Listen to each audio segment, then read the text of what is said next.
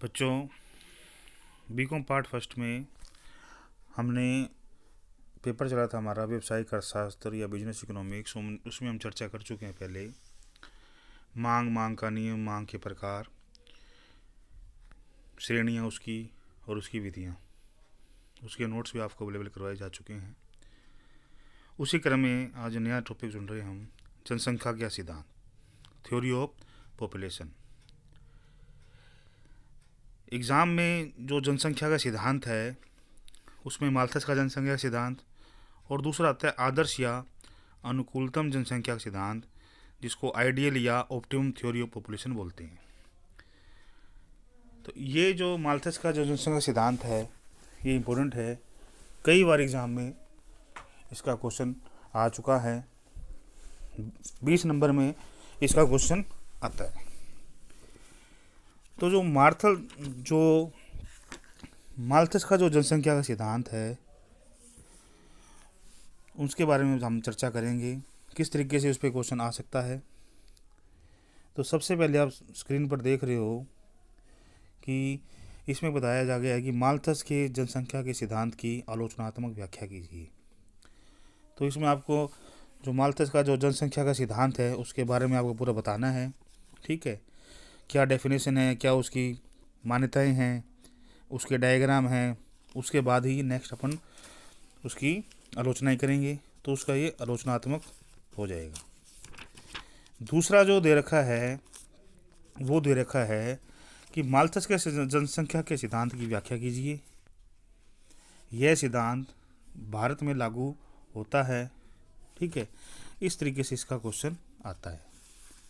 तो अब हम जो इसमें जो जनसंख्या के सिद्धांत थे, ये तो जनसंख्या सिद्धांत के कई सिद्धांत हैं जनसंख्या सिद्धांत के नाम से, जिसमें माल्थस का जनसंख्या सिद्धांत है, अनुकूलतम जनसंख्या सिद्धांत है, जैविक जनसंख्या का सिद्धांत है, जनसंख्या का संक्रमण सिद्धांत है, शुद्ध पुनरुत्पादन दर का सिद्धांत है। ठीक है, लेकिन इसमें जो इम्पोर्टेंट है वो है माल्थस का जनसंख्या सिद्धांत और दूसरा है अनुकूलतम जनसंख्या का सिद्धांत, जिसको आइडियल या ऑप्टिमम थ्योरी ऑफ पॉपुलेशन बोलते हैं। तो हम सबसे पहले स्क्रीन पर आपको दे रखा है कि जो जनसंख्या सिद्धांत का जो प्रथम सिद्धांत का प्रतिपादन थॉमस रॉबर्ट माल्थस ने किया। इन्हें जनसंख्या सिद्धांत को निश्चित एवं सुव्यवस्थित रूप दिया। जो प्रथम जो सिद्धांत था, जो प्रतिपादन था, वो थॉमस रॉबर्ट माल्थस ने किया था। इन्होंने जनसंख्या का जो सिद्धांत था उसको निश्चित एवं सुव्यवस्थित रूप दिया। माल्थस जो था वो एक निराशावादी पादरी था, जिन्होंने वर्षों के अध्ययन के पश्चात अपने विचारों को 1798 में एक पंपलेट के रूप में प्रकाशित किया। ठीक है, लेकिन इस पंपलेट में उनका नाम नहीं दिया गया। तो उसके बाद उन्होंने सन 1802 में इसका दूसरा संस्करण निकाला, जिसमें NSE on the principles of population रखा गया। इस दूसरे संस्करण की से ही माल्थस के जो विचार थे उसको आधार माना गया। उसी के आधार पर जनसंख्या का सिद्धांत लागू हो, जिसे माल्थस का जनसंख्या सिद्धांत हम कहते हैं।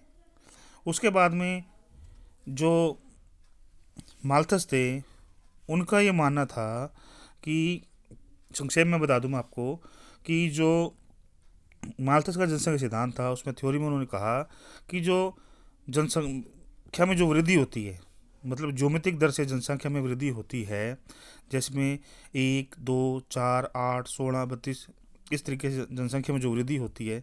लेकिन जो खाद्यान्न में जो वृद्धि होती है वो अंकगणितीय वृद्धि होती है, जैसे धीमी वृद्धि होती है। ठीक है, और जो जनसंख्या वृद्धि होती है वो तीव्र वृद्धि होती है, और खाद्यान्न में जो वृद्धि होती है वो धीमी वृद्धि होती है, जैसे 1, 2, 3, 4, 5 यूँ कंटिन्यू। तो दोनों में जनसंख्या में तो तेज वृद्धि होगी और जो खाद्यान्न है उसमें धीरे वृद्धि हुई है, जिसके कारण क्या होगा, जनसंख्या एवं खाद्यान्न में क्या होता है, असंतुलन उत्पन्न हो जाएगा। ठीक है, दोनों में क्या होगा, असंतुलन उत्पन्न हो जाएगा।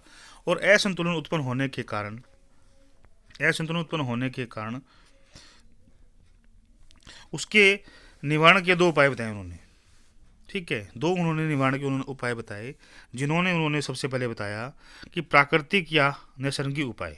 ठीक है, प्राकृतिक या नैसर्गिक उपाय क्या हो सकते हैं। उन्होंने कहा जैसे मान लो अकाल पड़ जाए, बाढ़ आ जाए, महामारी आ जाए, भूकंप आ जाए आदि, या भयंकर बीमारी आ जाए, सुनामी आ जाए, बीमारी जैसे मान लो कोविड जो हमारा पेंडेमिक चल रहा है, कोरोना वायरस जिसको हम बोल रहे हैं, इस तरीके से लोग काफ़ी मर रहे हैं इससे।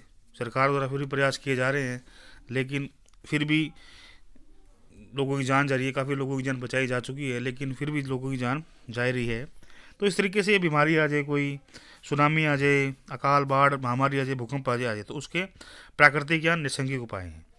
दूसरा है निवारण के उपाय, जिसमें आप ये कह सकते हो, मान लो देरी से शादी करना है, संयम रखना है, अविवाहिता या ब्रह्मचर्य का जीवन व्यतीत करना, इस तरीके से उसके दूसरे निवारण के उपाय हो सकते हैं। ठीक है। और उसके बाद में आप स्क्रीन पर दे रखा है जैसे कि जैसे मान लो ये मान्यताएं दे रखी है, जिसमें मनुष्य की काम वासना या स्थिर रहती है, या मतलब ब्रह्मचर्य जीवन का पालन करे, या उसके बाद में कृषि में उत्पत्ति ह्रास नियम लागू रहता है, मनुष्य को जीने के लिए भोजन जरूरी होता है, आर्थिक संपदा तथा संतानोत्पत्ति में भी प्रत्यक्ष संबंध होता है। ये इस तरीके की इसकी मान्यताएं दे रखी है। और उसके बाद जो सिद्धांत की जो व्याख्या है, सिद्धांत की जो व्याख्या में वही मैंने आपको पहले बताया, जैसे मान लो जो खाद्यान्न में वृद्धि होती है वो किस तरीके से बताया है, जनसंख्या में वृद्धि है। ठीक है। और जनसंख्या में जो वृद्धि होती है वो तेज गति से वृद्धि होती है, ज्योमेट्रिक दर से वृद्धि होती है, 1 2 4 8 16 32 इस तरीके से। और उसके बाद दूसरी जो उसमें व्याख्या दी है, खाद्य सामग्री में वृद्धि है, उसमें वो धीमी गति से वृद्धि होती है, 1 2 3 4 5 6 8 9 10 इस तरीके से। तो फिर वो दोनों में असंतुलन हो जाएगा, और असंतुलन को दूर करने के मैंने आपको उपाय बताए हैं। ये है माल्थस का जनसंख्या सिद्धांत की व्याख्या। उसके अलावा इस सिद्धांत को, जो माल्थस का जो जनसंख्या का सिद्धांत था, उसको उन्होंने एक मतलब डायग्राम के रूप में भी बताया गया है। इस तरीके से उसका डायग्राम बनेगा। डायग्राम की सहायता से जो माल्थस का जनसंख्या सिद्धांत है उसका हम इस तरीके से उसकी विवेचना कर सकते हैं। अगर हम इस तरीके से उसकी विवेचना करते हैं तो करने के कारण क्या होगा, हमारा जो माल्थस का जनसंख्या सिद्धांत है वो आसान हो जाएगा। कैसे, देखो, माल्थस का जनसंख्या सिद्धांत ये दे रखी है, डायग्राम दे रखा है, जिसमें दो तरीके दे रखे हैं। जनसंख्या में वृद्धि दे रखी है ज्योमेट्रिक दर से। ठीक है। जनसंख्या में वृद्धि दे रखी है ज्योमेट्रिक दर से, 1 2 4 8 16 32 64 इस तरीके से। और खाद्यान्न में वृद्धि दे रखी है 1 2 3 4 5 7 8 9 10। ठीक है। दोनों में क्या होगा, असंतुलन हो गया, परिणाम असंतुलन उत्पन्न हो गया। फिर उसके बाद में असंतुलन को दूर करने के उपाय बताए हैं। ठीक है। एक बताया है कि नैसर्गिक उपाय, और दूसरा है निवारण के कृत्रिम उपाय, जिसमें प्राकृतिक उपाय जो है जैसे बाढ़, भूखमरी, अकाल, महामारी, तूफान, ये जो पहले भी हम चर्चा कर चुके हैं। फिर निवारण के जो दूसरे उपाय, कृत्रिम उपाय, देरी से विवाह करना, अविवाहिता का जीवन यापन करना, और ब्रह्मचर्य का पालन करना। उसके बाद में क्या हो, संतुलित जनसंख्या हो जाएगी। ठीक है। इसमें होगा संतुलित जनसंख्या हो जाएगी। तो इस प्रकार से ये माल्थस का जनसंख्या सिद्धांत है, उसकी तरीके से उसकी व्याख्या की गई है। उसके अलावा जो माल्थुजियम चक्र है उसके तरीके से भी बताया गया है कि किस तरीके से क्या मतलब होगा, कि जैसे मान लीजिए जब सबसे पहले है, जैसे मान लीजिए अति जन डायग्राम में दिखाया गया है कि जनसंख्या ज़्यादा हो जाएगी तो उसके नैसर्गिक उपाय होंगे, और नैसर्गिक उपाय होने के बाद में संतुलित जनसंख्या हो जाएगी। इस तरीके से जो माल्थस जनसंख्या सिद्धांत की व्याख्या की गई है। उसके अलावा इसकी आलोचना है। आलोचनाओं में बताया गया है, आलोचनाओं में ये बताया गया है कि किस तरीके से जो माल्थस का जो जनसंख्या सिद्धांत है उसकी किस तरीके से आलोचना की गई है। आलोचनाओं में जो है सबसे पहले आप देखोगे, आलोचनाओं करने से पहले मैं आपको इसकी 3 मान्यताएं बताना चाहूँगा, जिसमें जो मान्यताएं हैं मुख्य रूप से पहली है, मनुष्य की जीवित रहने के लिए खाद्यान्न सामग्री आवश्यक है। ठीक है। दूसरा, कृषि में उत्पत्ति ह्रास नियम लागू होता है। तीसरी उसकी मान्यता है, अन्य जीवों की भांति मनुष्य भी एक जीव है तथा वह अपनी संख्याओं में लगातार वृद्धि करना चाहता है। ठीक है। उसके अलावा जैसे मान लो दूसरी जो बात करेंगे उसकी आलोचना होगी। आलोचनाओं में है सबसे पहले है अवास्तविक मान्यताएं। ठीक है। अवास्तविक मान्यताएं हैं तो इसमें बताया गया है कि जो माल्थस का जैसा सिद्धांत है उसकी जो मान्यताएं हैं सारी अवास्तविक है। ठीक है। और दूसरा है, सिद्धांत का गणितीय रूप सूत्र सही नहीं है, और जनसंख्या की प्रत्येक वृद्धि जनसंख्या में जो वृद्धि है हानिकारक होती है। जनसंख्या में वृद्धि के साथ साथ श्रम की पूर्ति बढ़ती है। प्राकृतिक उपायों का घटित होना या जनाधिकार प्रतीक नहीं होता। दूसरा है स्थैतिक दृष्टिकोण। नेक्स्ट है जनसंख्या नीति निर्धारण हेतु अपर्याप्त है, और निराशावादी दृष्टिकोण। उसके अलावा जो इसकी जो आलोचनाएं थी जो आप ये दे रखी है आपको, तो इन आलोचनाओं के को आपको पूरा डिटेल लिखना है आपको, ठीक है। इसकी फाइल आपको, पीडीएफ फाइल आपको उपलब्ध करा दी जाएगी। इस तरीके से जो माल्थस का जनसंख्या सिद्धांत बिल्कुल ही आसान है, सिद्धांत है जिसमें आपको टेबल की सहायता से उसकी डिटेल दी गई है। धन्यवाद।